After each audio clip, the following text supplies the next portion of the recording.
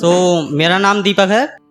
सो पहला शेर आप सभी के लिए पढ़ता हूँ कि सुना है, स्पेशली आप भाई के लिए सुना है तुम्हारे दिल का चैन सुकून आराम ले गया। सुना है तुम्हारे दिल का चैन सुकून आराम ले गया। लगता है जान जान कहने वाला तुम्हारी जान ले गया। तो अब आता हूँ अपने मेन टॉपिक पे। आज के लिए मैं लिख के लाया हूँ लड़कों की तरफ से। ज़्यादातर होता है कि सब लड़कियों के ऊपर लिख के लाते हैं, और आप सभी ने देखा होगा कि ज़्यादातर लड़कों को जो देखा जाता है हमेशा गलत नज़र से ही देखा जाता है। हम कहीं भी जाएंगे, मान लो हम कहीं ट्रेवल कर रहे हैं और किसी के साथ हमारा कोई, जैसे किसी लड़की के साथ कोई भी टच हो जाता है तो तुरंत पब्लिक पीटने लग जाती है। उसके लिए सुनिएगा कि आजकल इस समाज में हर लड़का रेपिस्ट ही सबको लगता है। गलती चाहे हो लड़की की लेकिन लड़का जेल में पिसता है। गलती चाहे हो लड़की की लेकिन लड़का जेल में पिसता है। आजकल इस समाज में हर लड़का रेपिस्ट ही सबको लगता है। हर रोज दिल्ली के किसी झूठे केस में फंसता है कोई सरबजीत। आपने सुनी होगी 2016 के समथिंग एक लड़का था।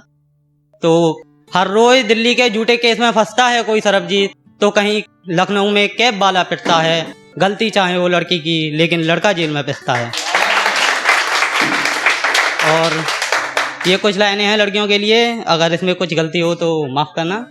सुनिएगा कि ये जो देश में फेमिनिज्म और इक्वालिटी के नाम पर लड़कियों को जो असीमित अधिकार दिए गए हैं, मेरी मानो ये उनका दुरुपयोग कर रही हैं। कुछ लड़कियां इसका दुरुपयोग कर रही हैं, लेकिन ये कोई नहीं समझता है।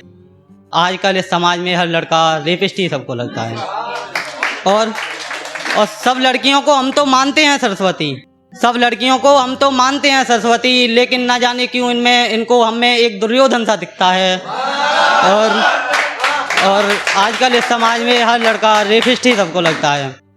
और ये ख्याल है कि बेटी बचाओ बेटी पढ़ाओ बहुत चला लिया समाज ने। बेटी बचाओ बेटी पढ़ाओ शिक्षित बनाओ बहुत चला लिया समाज ने, लेकिन को थोड़ी तमीज़, थोड़ा लहजा और लड़कों से बात करने का सलीका भी सिखाओ, ऐसा मुझको लगता है। और दो एक कानून हम लड़कों के हक में भी बनाओ, ऐसा मुझको लगता है। आजकल इस समाज में हर लड़का रेपिस्ट ही सबको लगता है।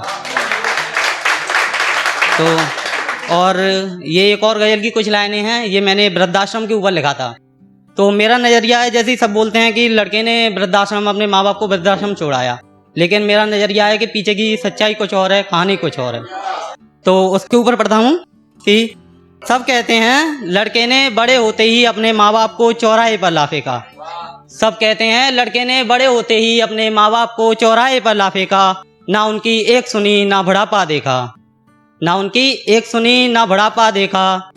और लेकिन इसके पीछे की वजह क्या थी आप जानते हो? नहीं।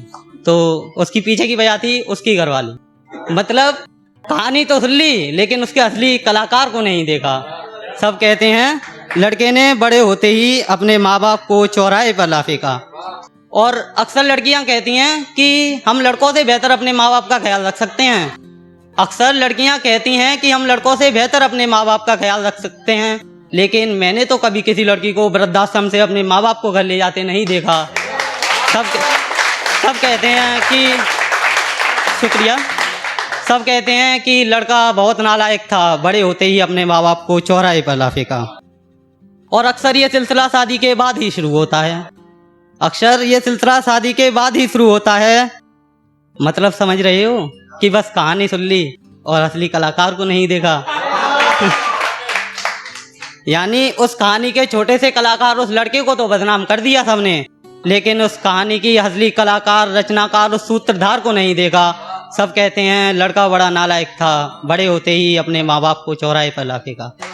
और लड़कों के लिए एक छोटी सी लाइन और, जैसे कि ज़्यादातर लड़कियां बोलती हैं कि लड़कों की लाइफ बहुत आसान होती है, ये कुछ भी कर सकते हैं, कहीं भी जाएं कुछ भी कर सकते हैं। तो उनके लिए है कि गौर फरमाइएगा कि लड़का होना आसान नहीं होता।